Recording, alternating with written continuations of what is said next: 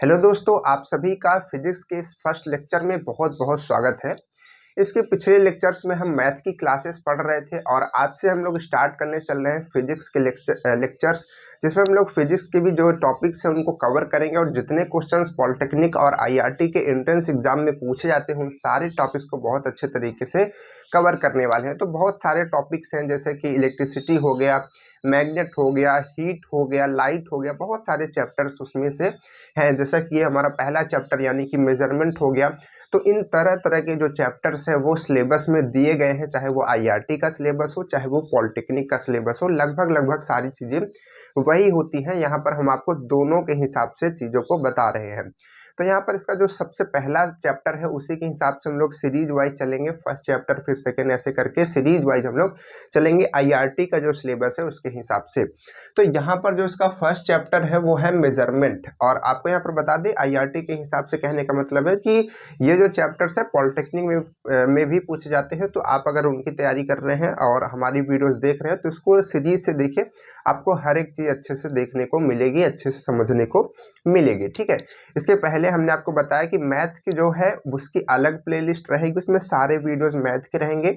और ये जो है फिजिक्स, इसकी प्लेलिस्ट अलग रहेगी और इसमें सारे वीडियोस फिजिक्स के रहेंगे। ठीक है, तो देखिए यहाँ पर जो हमारा फर्स्ट चैप्टर है वो है मेजरमेंट। तो मेजरमेंट चैप्टर के बारे में आज की वीडियो में हम लोग बात करेंगे। पूरा जितना भी पहले टॉपिक्स है उसको समझेंगे, क्योंकि जो हमारा मेजरमेंट चैप्टर्स में कई सारे टॉपिक्स आते हैं। तो हमने क्या किया, इसको कैटेगराइज कर दिया है, कुछ पॉइंट्स में इसको हमने बना करके रख दिया है ताकि हमको पढ़ने में आसानी हो। तो देखिए, सबसे पहला पॉइंट हमने क्या बनाया कि इसमें हम लोग मेजरमेंट में सबसे पहले हम लोग पढ़ेंगे भौतिक राशियां, यानी कि फिजिकल क्वांटिटीज़ के बारे में।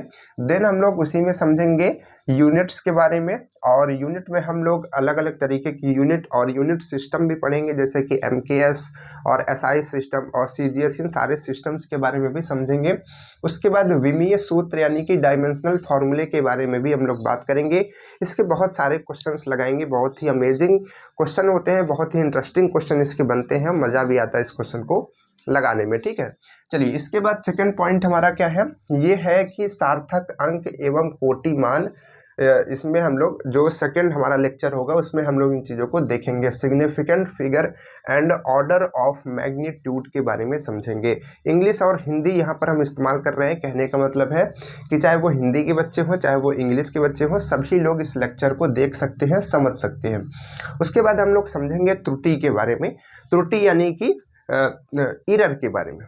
ठीक है, एरर भाई, अगर मेजरमेंट हो रहा है, जैसे यहाँ पर मेजरमेंट हमारे चैप्टर का नाम है, तो अगर मेजरमेंट हो रहा है तो एरर भी होगा। भाई हम अगर किसी चीज़ को मेजर कर रहे हैं, जैसे कि ये मेजर हमको करना है कि भाई ये कितनी बड़ी है, तो हम इसको स्केल से, मान लीजिए कि हमारे पास एक स्केल है और इस स्केल से मान लीजिए कि हम इसको मेजर कर रहे हैं। ठीक, अब मेजरमेंट करेंगे तो ऐसा तो है नहीं कि एकदम एग्जैक्ट आ जाए, छोटी मोटी एरर होगी, या तो हमारे मेजरमेंट करने में खुद है ना अच्छे से ना मेजरमेंट कर पा रहे हो, या फिर जो हमारा टूल है वही ख़राब हो, तो यहाँ पर एरर आएगी। तो एरर के हम लोग कारण भी जानेंगे कि एरर किस किस तरह की होती है, कैसे कैसे आती है, और कैसे हम एरर को फाइंड आउट करते हैं। कितनी एरर जो है वो ठीक होती है कि भाई इतनी एरर होगी तो हम मान लेंगे, और इससे ज़्यादा एरर होगी तो हम उसको नहीं मानेंगे। सारी चीज़ों के बारे में हम लोग यहाँ पर बात करेंगे। ठीक, उसके बाद क्या आएगा नेक्स्ट टॉपिक, जो कि बहुत ही इंपॉर्टेंट टॉपिक है और इससे क्वेश्चंस पूछे ही जाते हैं। एरर से भी पूछे जाते हैं लेकिन इससे भी क्वेश्चंस पूछे जाते हैं। यहाँ पर ये जो टॉपिक है ये है vernier caliper and screw gauge. ठीक है, वर्नियर कैलिपर और स्क्रू गेज। देखिए, जब मेजरमेंट चैप्टर की बात हम लोग करते हैं, मेजरमेंट चैप्टर की बात करते हैं, तो इसमें मेजरमेंट से रिलेटेड बहुत सारी चीज़ें आती हैं। जैसे जैसे कि मेजरमेंट जो है वो दो चीज़ में डिवाइड हो जाता है। सबसे पहले कि मेजरमेंट करना, जैसा कि हम लोग कहते हैं कि जैसे अभी हमने आपको बताया, एग्जांपल से फिर से समझिए, जैसे हमारे पास ये मार्कर है, तो हमको मार्कर की लेंथ को मेजर करना है, तो ये हो गया मेजरमेंट करना। ठीक, और एक इसी के साथ में होता है मेजरमेंट का टूल। ठीक, ये दोनों साथ में चलते हैं, यानी कि मेजरमेंट जो है मेजरमेंट टूल के बिना नहीं हो सकता। तो यहाँ पर जो ये दो नाम लिखे गए हैं, वर्नियर कैलिपर और स्क्रू गेज, ये दोनों टूल हैं। ये दोनों क्या है, टूल है मेजरमेंट करने की। मेजरमेंट करने के हजारों टूल है, आपके पास में भी है एक टूल, ये स्केल जो है ये भी एक मेजरिंग टूल है। ठीक है, ये भी एक मेजरिंग टूल है, और लेंथ को मेजर करने के लिए अलग टूल होते हैं। करंट को मेजर करने के लिए अलग टूल होते हैं, जैसे कि एम्पियर हो गया, और एम्पियर का मतलब वहाँ पर वो जो आपका आता है वोल्ट मीटर, ठीक है, और वोल्ट मीटर हो गया, वाट मीटर हो गया, ये सारे जो जितने भी यहाँ पर टूल होते हैं, वो कहने का मतलब है कि मेजरमेंट करने का इस्तेमाल करते हैं, उसमें इस्तेमाल आते हैं। और इसके बाद जैसे आपका ये स्केल हो गया, और भी आप टूल्स हो सकते हैं जो भी आपके पास में हैं, जैसे कि मीटर का एक बड़ा सा होता है फीता जिसको बोलते हैं, वो भी एक तरीके का लेंथ का मेजरमेंट करने का टूल हो गया। तो इसी तरीके से बहुत सारे टूल होते हैं हर एक चीज़ को मेजर करने के लिए, ठीक है।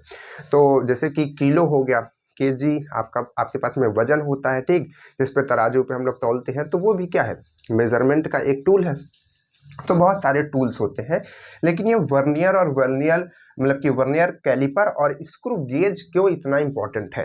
ये इंपॉर्टेंट इस वजह से है क्योंकि ये बहुत ही प्रिसाइज यानी कि बहुत ही छोटी छोटी वैल्यू को मेजर करते हैं, ठीक। ये जो हमारा वर्नियर होता है, ये किसी भी, जैसे मान लीजिए कि हमारा ये मार्कर है, तो मार्कर का मान लीजिए कि हमने ये कैप निकाला, कैप के अंदर का आप एक डायमेंशन देख पा रहे होंगे, इसके अंदर का डायमेंशन देख पा रहे होंगे, तो इसके अंदर की डायमेंशन को मेजर करने के लिए, इसकी बाहर की डायमेंशन को मेजर करने के लिए हम लोग जो इस्तेमाल करते हैं वो वर्नियर कैलिपर होता है, ठीक है। उसी तरीके से स्क्रू गेज होता है, वो स्क्रू को मतलब ये स्क्रू के प्रिंसिपल पर कार्य करता है। किन चीज़ों के लिए इस्तेमाल होता है जब पढ़ाएंगे आपको, तो हम सारी चीज़ों के बारे में बताएंगे कि इनके कितने लिस्ट काउंट आता है, कैसे इसके क्वेश्चंस आते हैं, क्या क्या चीज़ है, सारी चीज़ों के बारे में डिस्कस करेंगे। इसके बाद क्या डिस्कस करेंगे, वर्नियर और मतलब कि वर्नियर कैलिपर हो गया, स्क्रू गेज हो गया।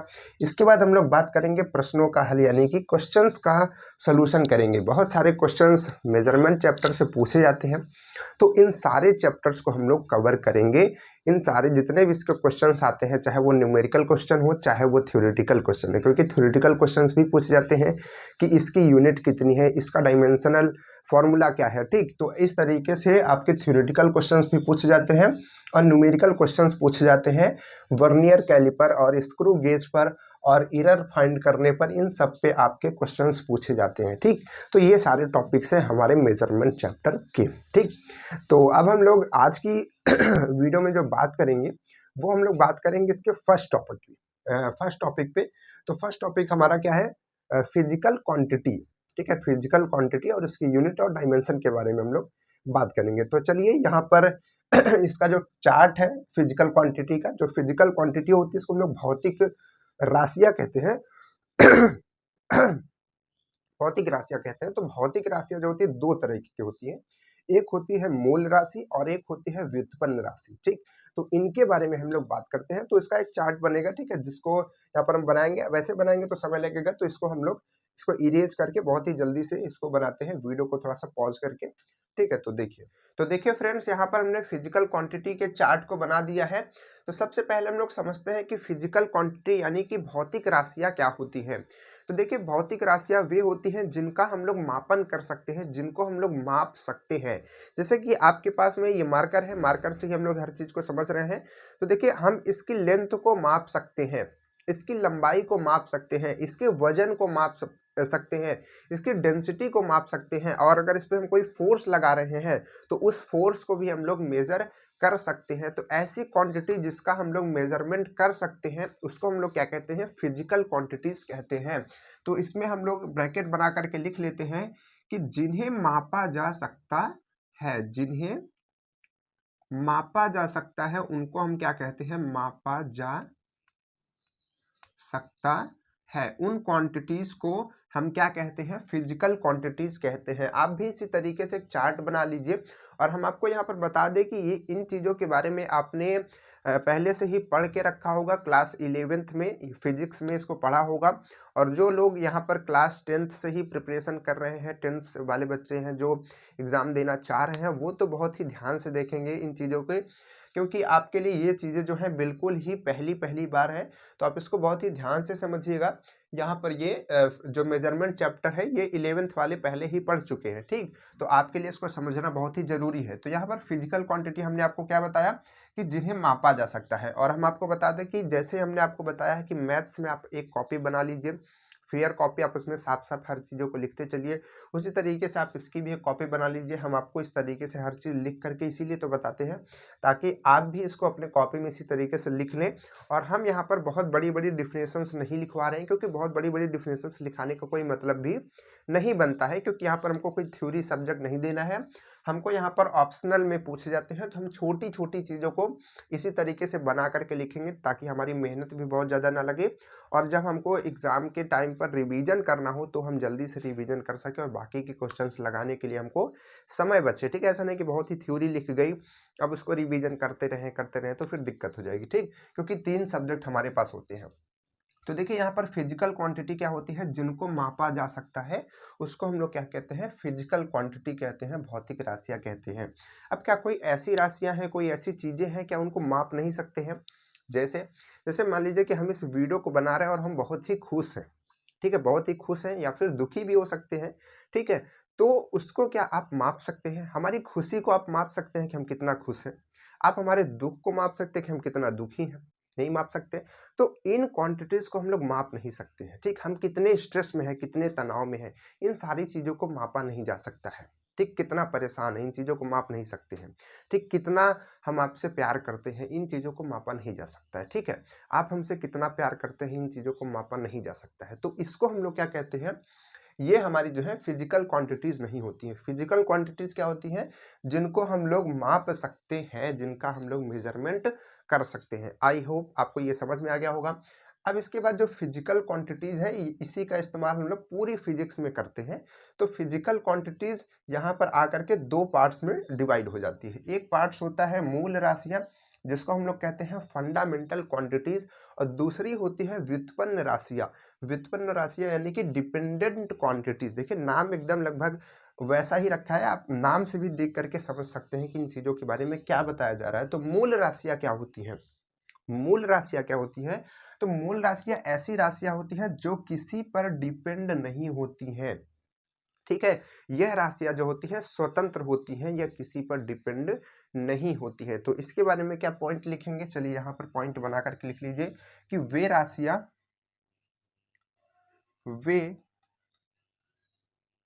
राशियाँ जो स्वतंत्र होती हैं, स्वतंत्र होती हैं, वे राशियाँ जो स्वतंत्र होती हैं क्या कहलाती हैं? क्या कहलाती हैं? मूल राशियाँ कहलाती हैं, फंडामेंटल क्वांटिटीज कहलाती हैं। अब इसके बाद व्युत्पन्न राशियाँ क्या होती हैं? व्युत्पन्न राशियों को हम लोग कहते हैं इंग्लिश में डिपेंडेंट क्वांटिटीज।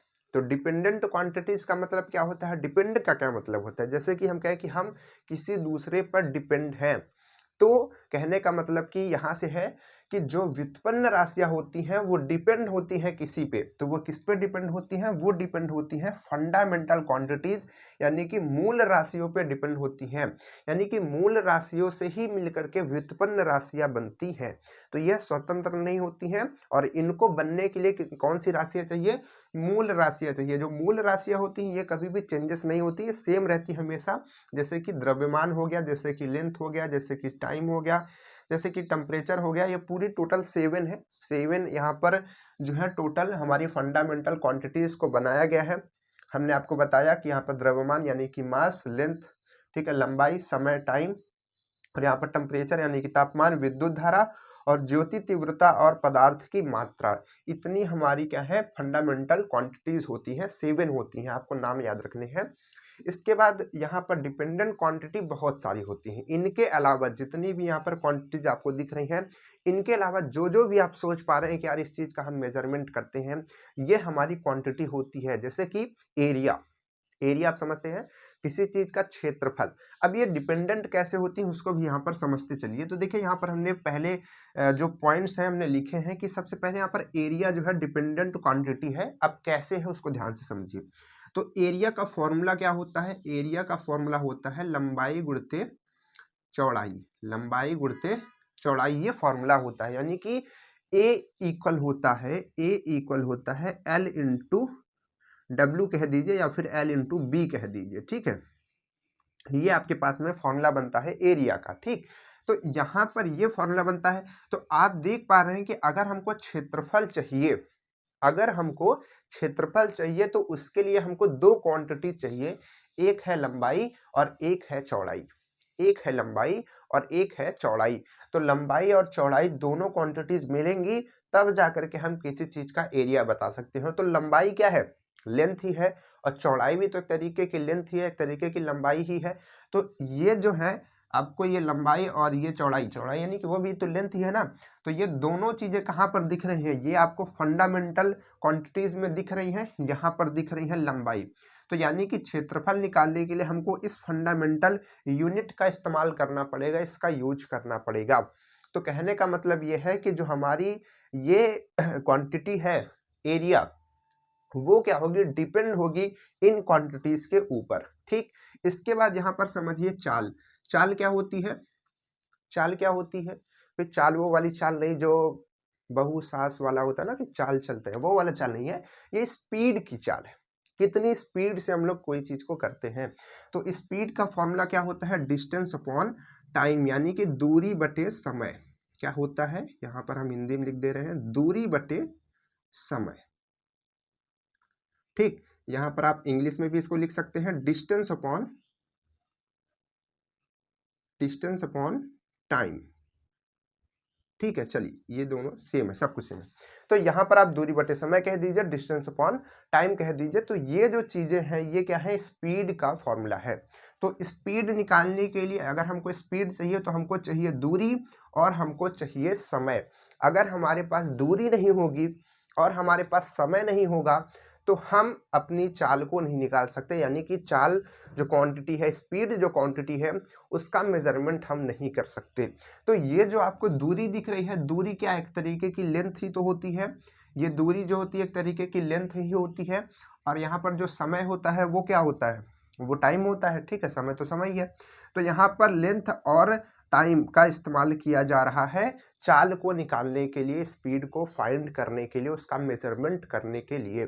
तो यहाँ पर जो चाल होगा वो क्या हो जाएगा? डिपेंडेंट क्वांटिटी, यानी कि व्युत्पन्न राशियां ये उत्पन्न होती है। किससे उत्पन्न होती हैं? मूल राशियों से ये उत्पन्न होती हैं। तो यहाँ पर इसमें इसके बारे में हम क्या पॉइंट्स लिख सकते हैं? इसके बारे में हम पॉइंट्स लिख सकते हैं कि यह यहाँ पे लिख सकते हैं कि यह राशियां मूल राशियों से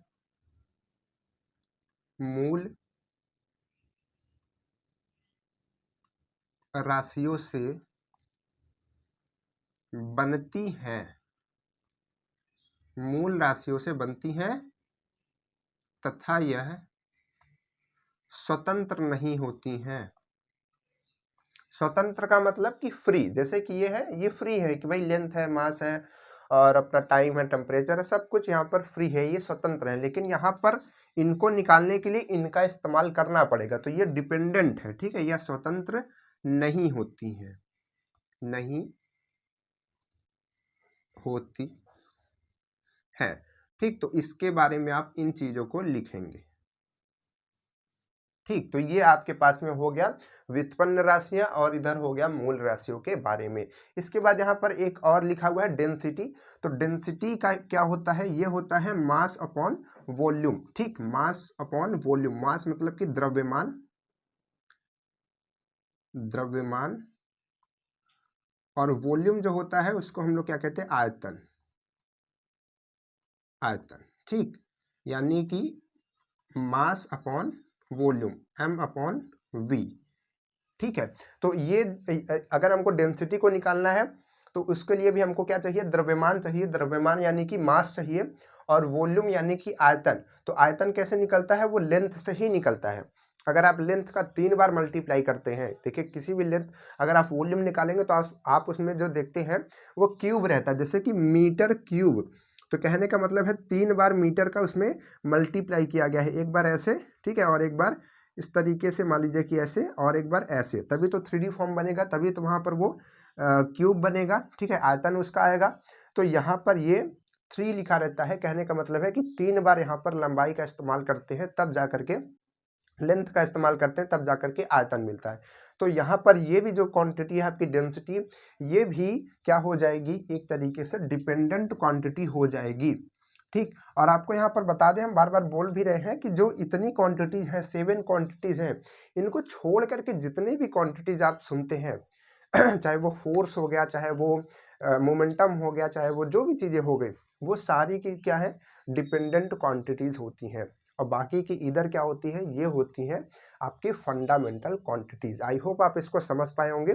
चलिए इसके बाद हम लोग बात करते हैं कुछ और क्वांटिटीज के बारे में। उसको आपको नोट पॉइंट बना करके लिखना होगा। इसको हम यहाँ पे जगह है, यहाँ पर लिख दे रहे हैं। 2 तरीके की और क्वांटिटीज होती हैं, मतलब कि एक तरीके की क्वांटिटीज होती है, इसमें 2 पार्ट्स होते हैं।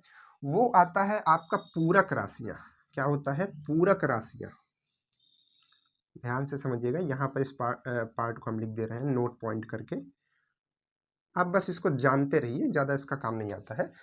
तो ये होती हैं पूरक राशियां। पूरक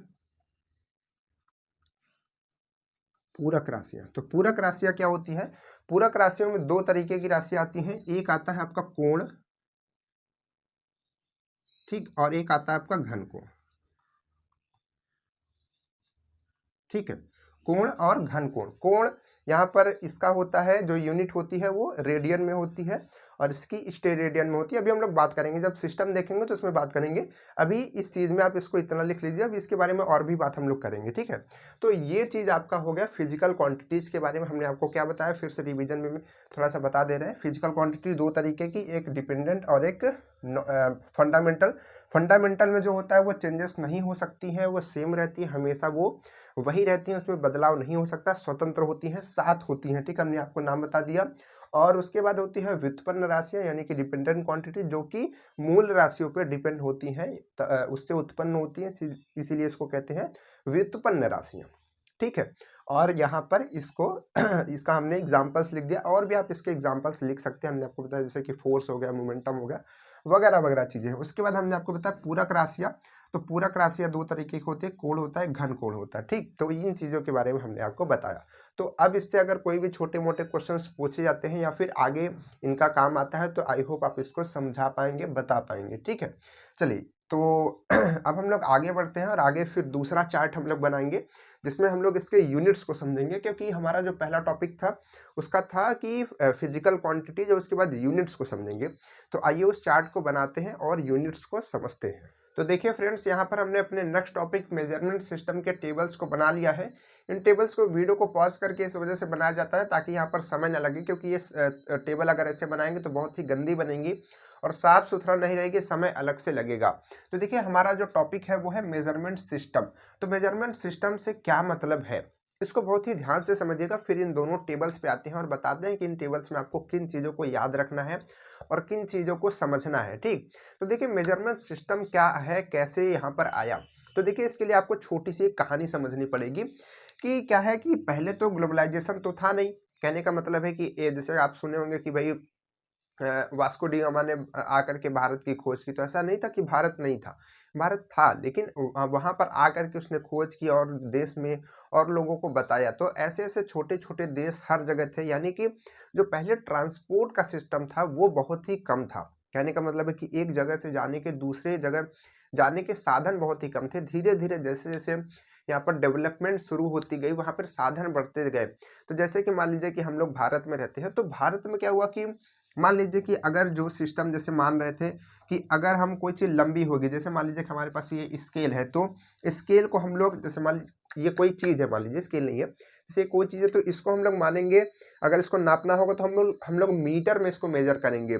किस में मेजर करेंगे, मीटर में। सारे भारत के लोग इसको किस में जान रहे हैं, मीटर में जान रहे हैं कि इतना हमारा 1 मीटर होता है। जैसे कोई कपड़ा है तो बता देंगे 4 मीटर का है, 5 मीटर का है, यानी कि लेंथ को जो हम लोग मेजर कर रहे थे वो मीटर में कर रहे थे, मान लीजिए। ठीक, उसी तरीके से जो हमको अगर द्रव्यमान नापना होता था, अगर हमको वजन नापना होता था, तो हम केजी में कर रहे थे, यानी कि किलोग्राम में कर रहे थे। अपने देश में, भारत की बात बता रहे, ठीक, तो उसमें हम केजी में कर रहे थे। अगर हमको समय को मापना होता था, उसको नापना होता था, तो उसको हम लोग सेकंड में माप रहे थे, नाप रहे थे। लेकिन जैसे आप दूसरे देशों में जाएंगे या फिर दूसरे देश जो थे वो क्या कर रहे थे, वो दूसरे दूसरे सिस्टम का इस्तेमाल कर रहे थे। जैसे कि यहाँ पर जो ब्रिटेन वगैरह थे वो यहाँ पर एफपीएस का यूज कर रहे थे, तो वो लोग लंबाई को लेंथ मीटर में नहीं मापते थे, वो लोग फीट में नापते थे, फुट जिसको बोलते, फुट, फीट नहीं फुट, ठीक है। तो यहाँ पर वो लोग फुट में मापते थे, और यहाँ पर आपका जो द्रव्यमान होता था, जो वजन होता था, उसको पाउंड में मापते थे, ठीक है। और पाउंड आप कहाँ पर सुने होंगे, जब आप केक लेने जाते होंगे तो वहां पर होता होगा कि 1 पाउंड 2 पाउंड 3 पाउंड इन सब के केक्स हैं। वो कैसे आया, क्योंकि जो केक वगैरह है ये भारत का कोई सिस्टम नहीं है, भारत की चीजें नहीं है, ये बाहर की चीजें हैं, ठीक है, ब्रिटेन की चीजें हैं। तो वहां पर उन चीजों को किस में मापा जाता था, पाउंड में मापा जाता था, वजन को किलो में नहीं मापा जाता था। तो इस वजह से वहां पर पाउंड होता था कि 1 पाउंड का है, 2 पाउंड का है, 4 पाउंड का केक, ऐसे कर करके। तो वो जो सिस्टम है वो चला आया, अभी भी उसका हम लोग इस्तेमाल केजी में नहीं करते। अगर आप जाइए कह दीजिए कि 4 किलो का केक दे दीजिए, तो मार करके भगा देगा, ठीक है। तो वहां पर पाउंड में बोलते हैं, क्योंकि सिस्टम वही बना हुआ है, तो सब लोग वही जानते हैं, ठीक है। तो यहाँ पर ये पाउंड, ठीक, लेकिन अभी जो सिस्टम है वो सब कुछ चेंज हो चुका है, ये पहले का बता रहे हैं। तो पाउंड में होता था, सेकंड में, और बहुत सारे जो देश थे वो सीजीएस सिस्टम का भी इस्तेमाल कर रहे थे। तो वो लोग लंबाई को सेंटीमीटर में मापते थे और द्रव्यमान को ग्राम में नापते थे। 4 ग्राम का है, 10 ग्राम का है, 50 ग्राम का है, 100 ग्राम का है, और समय को सब लोग सेकंड में माप रहे थे। तो इस तरीके से सब देश अलग अलग माप रहे थे। तो मान लीजिए कि हमने 1 किलो सोना, ठीक है, 1 किलो सोना हमारे पास में है, हम चाहते हैं कि हम जाकर के बेचे, भारत से कहीं ले जाकर के बाहर बेचे। तो हम क्या करेंगे, यहाँ पर तो हमारे हिसाब से वो 1 केजी का है, लेकिन जब हम वहां पर ले जाएंगे तो उसका यूनिट वो लोग चेंज करके अपने हिसाब से उसको तौलेंगे। तो फिर वहां पर दिक्कत पैदा होने लगी कि भाई आप तो इस चीज को ऐसे माप रहे हैं, हम इस चीज को ऐसे माप रहे हैं, आप तो 1 मीटर को इतना कह रहे हैं, हम तो 1 मीटर को इतना कह रहे हैं, 1 सेंटीमीटर को इतना कह रहे हैं। तो हर चीज में डिस्टर्बेंस होने लगा। तो इसके लिए क्या किया गया कि सारे जो देश के जो यहाँ पर मेजरमेंट करने वाले विभाग से डिपार्टमेंट से रिलेटेड लोग थे, उन्होंने क्या किया, बैठक की, और बैठक में क्या किया, उन्होंने एक सिस्टम तैयार किया। उन्होंने एक सिस्टम तैयार किया जिसको बोला गया एसआई सिस्टम, एसआई सिस्टम। तो यहाँ पर आप जो ये सिस्टम देख रहे हैं ये आपका है एसआई सिस्टम। एसआई सिस्टम में क्या होता है, इसका क्या नाम होता है पूरा, इसका नाम होता है इंटरनेशनल सिस्टम, इंटरनेशनल सिस्टम, ये इसका नाम होता है, ठीक है। इंटरनेशनल सिस्टम यानी कि ये उल्टा लिखा जाता है एसआई, तो इंटरनेशनल सिस्टम, अंतरराष्ट्रीय पद्धति यहाँ पर इस्तेमाल की गई। तो इसमें क्या किया गया कि सारे जितने भी हमारे पास नापने के यूनिट्स थे, जैसे कि लंबाई को हम किस में नापेंगे, बोल दिया गया कि लंबाई को हमेशा मीटर में नापेंगे, सारे देश मीटर में नापेंगे। द्रव्यमान को किस में नापेंगे, यानी कि मास को किस में नापेंगे, तो मास को हमेशा सारे देश केजी में मापेंगे, केजी में मापते हैं। समय को किस में मापेंगे, सेकंड में। तापमान को केल्विन में, तापमान यानी कि टेम्परेचर। उसके बाद विद्युत धारा को एम्पियर में, ठीक, आपने सुना होगा कि इतनी एम्पियर की करंट, इतनी एम्पियर की करंट, ठीक। इसके बाद ज्योति तीव्रता को कैंडला में, और पदार्थ की मात्रा को मोल में मापेंगे। पदार्थ की मात्रा आप लोग केमिस्ट्री में पढ़ते हैं, मोल, ठीक है, उसमें पढ़ते हैं। तो ये जो चीजें हैं, यहाँ पर ये सिस्टम बनाया गया, एसआई सिस्टम है। उसके पहले ये बहुत सारे सिस्टम चल रहे थे, जिसमें एमकेएस सिस्टम चल रहा था। एमकेएस में क्या होता था, देखिए बहुत सारे लोग जो थे एमकेएस सिस्टम का इस्तेमाल कर रहे थे, बहुत सारे छोटे छोटे देश, लेकिन कुछ बड़े बड़े देश थे वो सीजीएस और एफपीएस का कर रहे थे। लेकिन भाई अगर जो बड़े बड़े देश कर रहे हैं ठीक है, लेकिन जो छोटे छोटे देश बहुत सारे संख्या में थे, तो इस वजह से इन दोनों को एकदम कट करके यहाँ पर एमकेएस सिस्टम जो है उसी को बाद में एसआई सिस्टम बना दिया गया। देखिए एसआई सिस्टम जो है लगभग एमकेएस सिस्टम से मैच करता है, ये मीटर में, ये किलोग्राम में, ये सेकंड में, ठीक। इसमें और भी यूनिट्स होती है, यहाँ पर उनको नहीं लिखा जाता क्योंकि हम लोग ज़्यादातर इन चीज़ों का इस्तेमाल करते हैं, तो यहाँ पर लिख दिए। लेकिन एसआई सिस्टम में क्योंकि हमको याद करना होता है, हर चीज़ का काम आता है, तो यहाँ पर हमने हर एक क्वांटिटी को लिख दिया है, ठीक।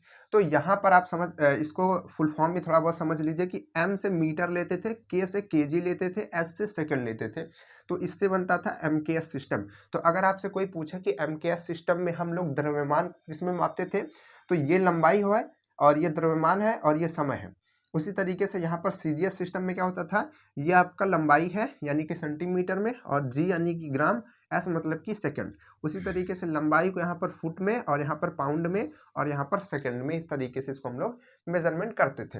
एसआई सिस्टम में हमने आपको बता दिया कि यहाँ पर लंबाई को मीटर में, द्रव्यमान को किलो में, मतलब कि किग्रा में, उसी तरीके से हर एक चीज, ठीक। और यहाँ पर इसका संकेत भी हमने बता दिया, यानी कि किससे हम उसको डिनोट करते हैं, उसका क्या सिंबल होता है। तो इसका सिंबल मीटर का एम, इसका केजी, इसका एस, इसका सेकंड का, और इसका केल्विन का के, एम्पियर का ए, और कैंडेला का CD, और मोल का MOL, ठीक है। पूरा नाम मोल का होता है MOLE, लेकिन इसके सिंबल में MOL होता है। और यहाँ पे इसका विमीय सूत्र, डायमेंशनल फॉर्मूला क्या होता है, तो डायमेंशनल फॉर्मूला लिखने के लिए आप जो भी यहाँ पर इसका संकेतक है उसी के बाहर में एक बड़ा वाला ब्रैकेट इस तरीके से लगा देंगे, तो यहाँ पर उसका क्या बन जाएगा, ये जो बनेगा उसका विमीय सूत्र बन जाएगा। ये बहुत काम की चीज है, अभी इसके क्वेश्चंस भी हम लोग थोड़ा बहुत लगाएंगे, ठीक है। उसके बाद बहुत सारे क्वेश्चंस लगाएंगे। चलिए, तो ये चीजें हो गई, लेकिन यहाँ पर आप देख रहे हैं एक टेबल हमने छोटी सी और यहाँ पर बनाई है। तो ये जो है, ये क्या है, ये है आपका पूरक, जो हमने अभी आपको बताया था, पूरक, पूरक राशियां हमने आपको बताया था, पूरक राशियां, ठीक है। और यहाँ पर ये जो पूरक राशियां हैं, ये दो तरीके की होती हैं। और पूरक राशियों का जो यहाँ पर आप सिस्टम देख रहे हैं, ये एसआई सिस्टम में ही हमने लिखा हुआ है कि एसआई सिस्टम में पूरक राशियां दो तरीके की होती है, एक होता है कोण और एक होता है घन कोण, ठीक। एक होता है कोण और एक होता है घन कोण। तो कोण का जो होता है मूल मात्रक जो होता है रेडियन में हम लोग उसका मेजरमेंट करते हैं, और घन कोण को हम लोग स्टेरेडियन में करते हैं, ठीक। और यहाँ पर इसका जो नोटेशन होता है, जिसको हम लोग डिनोट करते हैं, वो RAD, रेडियन से करते हैं, और इसका स्टेरेडियन का SR से करते हैं। तो आई होप आपको ये सारी चीजें अच्छे से क्लियर हो गई होगी। आप इसका स्क्रीनशॉट कर लीजिए, अपने कॉपी में इसको भी बना लीजिए मेजरमेंट सिस्टम के बारे में। अगर इससे कुछ क्वेश्चंस हैं आपके पास में तो आप कमेंट्स में डाल सकते हैं। चलिए फिर आगे बढ़ते हैं, और आगे हम लोग ये समझेंगे कि जो हमारी लेंथ होती है, क्योंकि जो तीन चीजें होती हैं बहुत इंपॉर्टेंट होती हैं और बहुत ज़्यादा काम आती हैं। एक होता है लेंथ, और लेंथ के बाद आता है द्रव्यमान यानी कि मास, और एक होता है टाइम यानी कि समय। इन तीनों का इस्तेमाल बहुत ज़्यादा होता है हर एक क्वांटिटी में। तो इसका हम लोग चेंजेस देखेंगे कि इसके कितने कितने यूनिट्स होती हैं। जैसे कि हम आपको बता रहे हैं, जैसे कि लेंथ को मेजर करने के लिए क्या क्या चीज़ें होती हैं। जैसे कि मीटर भी होता है, किलोमीटर भी होता है, सेंटीमीटर भी होता है, नैनोमीटर भी होता है, और यहाँ पर लाइट, मतलब कि लाइट ईयर भी होता है, प्रकाश है ना, प्रकाश वर्ष भी होता है।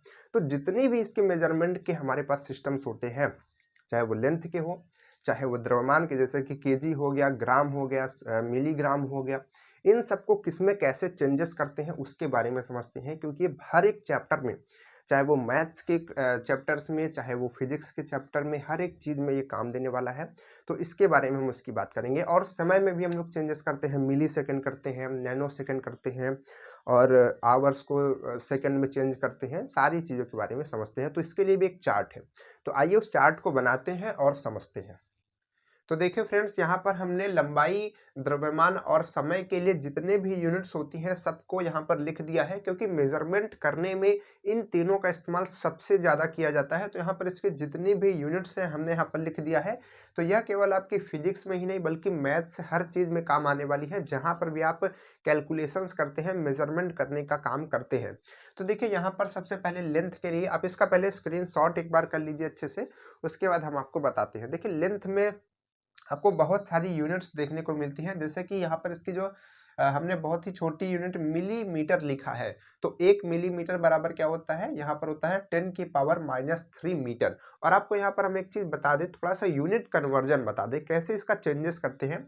तो अगर आप इन चीज़ को थोड़ा बहुत ध्यान रख लेते हैं तो आप यहाँ पर देखिए चेंजेस कैसे करेंगे।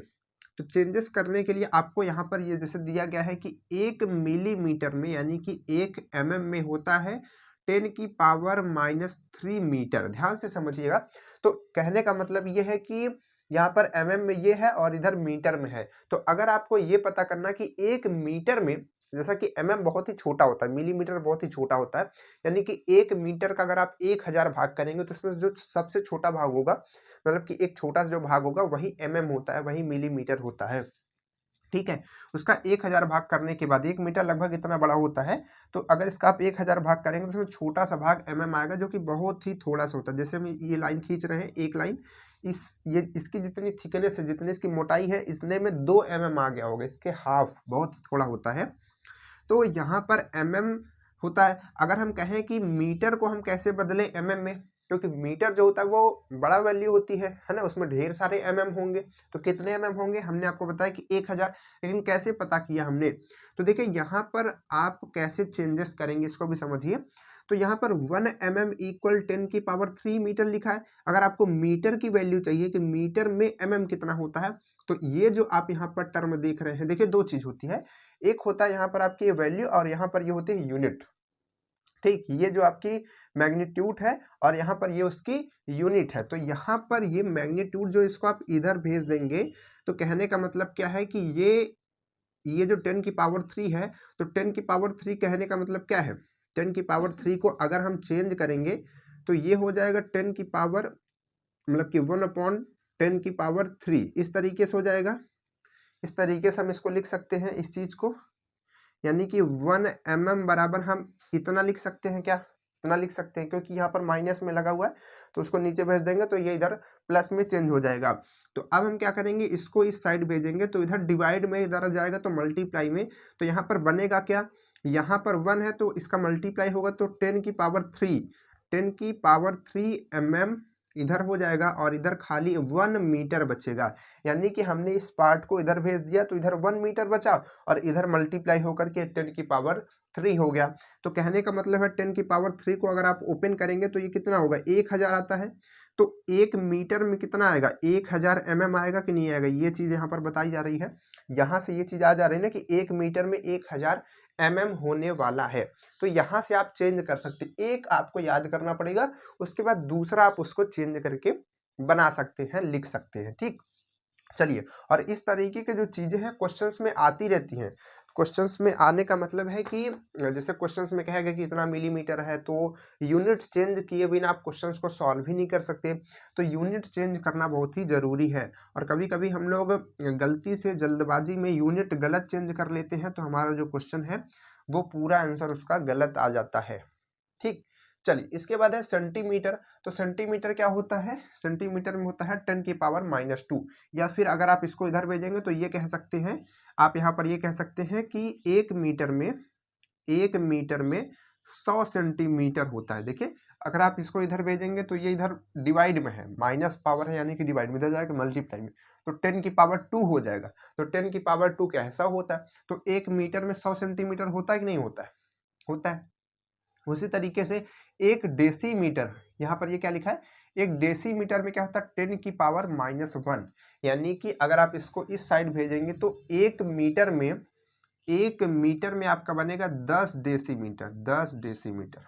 ठीक है, 10 डेसीमीटर। उसके बाद आता है डेकामीटर। डेकामीटर जो होता है मीटर से बड़ा होता है, तो एक डेकामीटर में 10 मीटर होते हैं। उसके बाद आता है हेक्टोमीटर। तो हेक्टोमीटर और भी बड़ा होता है मीटर से, तो वो आता है 100, मतलब कि 1 हेक्टोमीटर में कितना होता है, 100 मीटर होता है। और किलोमीटर तो और ही बड़ा होता है, जो कि हम लोग इस्तेमाल करते हैं। तो किलोमीटर का होता है 1000 मीटर, यानी कि 1 किलोमीटर में कितना होता है, 1000 मीटर होता है। यहाँ पर हमने सब मीटर में इस वजह से चेंज किया है क्योंकि लेंथ की जो यहाँ पर यूनिट होती है वो MKS सिस्टम को हम लोग मानते हैं, तो उसमें मीटर आता है, तो सबको मीटर में हम लोग चेंज करके रखे हैं, ताकि आप हर एक वैल्यू को मीटर में कैसे देखेंगे, कैसे चेंज करेंगे, उस चीज़ को समझ लें। और इधर हमने सबको केजी में करके रखा है और इधर हमने सबको सेकंड में करके रखा है। ठीक है, सिस्टम के हिसाब से करके रखा है।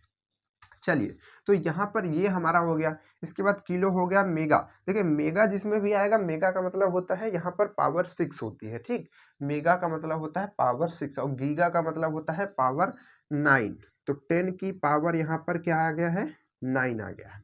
ठीक, तो 10 की पावर 9 मीटर ये होता है गीगा। और टेरा क्या होता है, टेरा होता है 10 की पावर 12। 10 की पावर क्या होता है, 12 होता है, 12 होता है। इन चीज़ों को आपको थोड़ा सा दिमाग में रखना होगा, याद करना होगा, बहुत बड़ी चीज़ नहीं है। उसके बाद है 1 लाइट ईयर। ये 1 लाइट ईयर क्या होता है, लाइट ईयर क्या होता है, लाइट ईयर भी जो होती है लेंथ का मेजरमेंट करने का यूनिट है। कैसे? जैसे कि हम लोग छोटी छोटी चीज़ों को तो मीटर, सेंटीमीटर, किलोमीटर इन सब में माप लेते हैं, लेकिन अगर हम धरती से लेकर के सूरज तक की दूरी को नापना चाहें तो उसको भी हम लोग किलोमीटर में माप सकते हैं, ठीक, लेकिन पावर लगा करके। लेकिन अगर हमको बहुत ही दूर, जैसे कि दूसरे किसी सौरमंडल में नापना हो, दूसरे किसी जहाँ पर आकाशगंगा हो, मतलब किस तरीके से जो बनती है गैलेक्सी, उनका डिस्टेंस अपने से गैलेक्सी से देखना हो, तो वो डिस्टेंस जो है बहुत छोटी नहीं होती है, वो डिस्टेंस बहुत ही बड़ी हो जाती है। तो उसको मेज़र करने के लिए हम लोग किसका इस्तेमाल करते हैं? लाइट ईयर का इस्तेमाल करते हैं। लाइट ईयर क्या होता है? लाइट ईयर होता है कि जैसे लाइट की जो रफ्तार होती है, लाइट की रफ्तार बहुत ही तेज़ होती है, लगभग 3 लाख मीटर पर सेकंड की होती है। तो जैसे लाइट जब जा रही है तो ऐसा होता है कि लाइट को 1 साल तक उसी स्पीड से, जैसे मान लीजिए कि इस पॉइंट से यहाँ से मान लीजिए कि लाइट को छोड़ा गया, यहाँ से लाइट को छोड़ा गया और 1 साल तक वो लगातार चलती रहेगी उसी स्पीड से। तो जितनी डिस्टेंस ट्रेवल करेगी, जितनी डिस्टेंस ट्रेवल करेगी, वो क्या होगा, उसका वो डिस्टेंस जो होगी 1 लाइट ईयर होती है। तो वो जो डिस्टेंस होती है यहाँ पर देखिए बताया गया है मीटर में कन्वर्ट करके कि 9.46 इंटू 10 की पावर 15 यानी कि 15 मीटर, इतना होता है 1 लाइट ईयर। इसको हम लोग लगभग लगभग, अगर हम चाहें तो लगभग लगभग करके, यानी कि अप्रॉक्स में हम इसको 10 की पावर 16 भी मेजर करते हैं, याद रख सकते हैं लगभग बताने के लिए, ठीक, अगर हम भूल जा रहे हैं तो, क्योंकि ये 9 ही है, लगभग ये 10 हो जाएगा तो ये 16 आ जाएगा, ठीक। चलिए, इसके बाद जो हमारे लंबाई होती है इसके बहुत छोटे छोटे यूनिट्स भी होते हैं, क्योंकि बहुत ही छोटी छोटी चीज़ों को भी मेजर किया जाता है। जैसे कि यहाँ पर हम लोग एटम्स को मेजर करेंगे, एटम्स को मेजर करेंगे तो उनको मेजर करने के लिए यहाँ पर छोटे छोटे मेजरमेंट के यूनिट्स होते हैं, जैसे कि एंगस्ट्रॉम। एंगस्ट्रॉम को हम लोग ऐसे डिनोट करते हैं, ए के ऊपर ऐसे 0 लगा देते हैं, ठीक है, छोटा सा ऐसा। तो ये एंगस्ट्रॉम होता है और इसका मतलब होता है कि 10 की पावर -10 मीटर, एक एंगस्ट्रॉम में 10 की पावर -10 मीटर होता है। या फिर अगर हम उल्टा कहें तो 1 मीटर में 10 की पावर 10 एंगस्ट्रॉम होता है, ठीक है, 1 मीटर में 10 की पावर 10 एंगस्ट्रॉम होता है, ठीक। आप इसको कैसे याद रख सकते हैं? आप इसको देखेंगे कि एंगस्ट्रॉम का साइन इस तरीके से होता है, यहाँ पर 0 लगा होता है, तो इसकी जो पावर में क्या होता है, पावर में भी 0 लगा होता है, यानी कि पावर में 10 होता है। आप इसको इस तरीके से याद रख सकते हैं। इसके बाद क्या है? उसके बाद है नैनोमीटर। क्या है? नैनोमीटर। तो नैनोमीटर को हम लोग NM से लिखते हैं, तो 1 नैनोमीटर क्या होता है? 10 की पावर -9, 10 की पावर -9 मीटर होता है, ठीक। या फिर हम यूँ कहें कि 1 मीटर बराबर होता है 10 की पावर 9 नैनोमीटर, बहुत ही ज़्यादा होता है, ठीक है। नैनोमीटर बहुत ही छोटी वैल्यू होती है, तो 1 मीटर बराबर होता है 10 की पावर 9 नैनोमीटर। इसको कैसे याद करेंगे? देखिए यहाँ पर नैनोमीटर है और नैनो का मतलब होता है नैन, आँखें आपकी जो है, आँखें, ठीक है, बहुत ही कोमल कोमल आँखें, नैनोमीटर। और यहाँ पर 9 है, तो 9 बजे लगभग कॉलेज खुलता है और नैनो से क्या होता है आप समझ पा रहे हैं। तो यहाँ से आप याद रख सकते हैं कि नैनोमीटर, 9 बजे कॉलेज खुलता है, 9 बजे, ठीक, नैनोमीटर। इसके बाद क्या है? इसके बाद है माइक्रोमीटर, माइक्रोन इसको बोलते हैं। तो यहाँ पर ये माइक्रोन है। तो माइक्रोन क्या है? माइक्रोन को हम लोग कैसे डिनोट करते हैं? इसको हम लोग इस शेप से ऐसा डिनोट करते हैं, इसको हम लोग कहते हैं माइक्रोन, ठीक है। जहाँ पर आप देखेंगे इसको माइक्रो या फिर माइक्रोन कहेंगे, ठीक। तो 1 माइक्रोन में क्या होता है? 10 की पावर 1 माइक्रोन में कहते हैं 10 की पावर -6 मीटर होता है। या फिर हम कह सकते हैं 1 मीटर में, इसको इधर भेजेंगे तो आ जाएगा 10 की पावर 6 माइक्रोन, ठीक है। इस तरीके से इसकी ये यूनिट होती है। इसके बाद ये सारी हमने बता दी आपको लेंथ की। इसके बाद बात करते हैं किसकी? मास की, यानी कि द्रव्यमान की, ठीक। तो द्रव्यमान में क्या होता है? द्रव्यमान में जो हमारी एसआई सिस्टम होता है उसमें हम लोग सारी चीज़ों को केजी में मेजर करते हैं, केजी में मेजर करते हैं। तो 1 ग्राम में कितना होता है? 10 की पावर -3 केजी, 1 ग्राम में। तो कहने का मतलब है कि 1 केजी में कितना हो जाएगा? 1000। इसका आप इधर भेजेंगे तो क्या हो जाएगा? 1000 ग्राम होता है।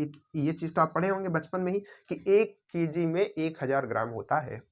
इसके बाद है 1 क्विंटल। तो क्विंटल को हम लोग किससे लिखते हैं? QT से लिखते हैं, QT, ठीक है। दूसरा QT मत समझ लीजिएगा।